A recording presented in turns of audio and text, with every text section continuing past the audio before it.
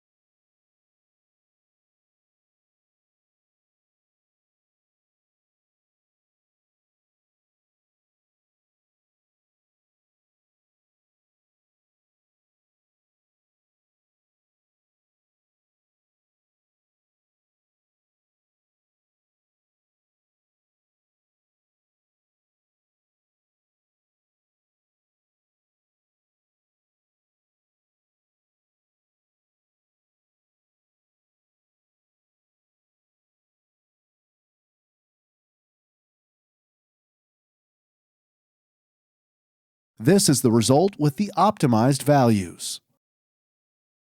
Thanks for watching.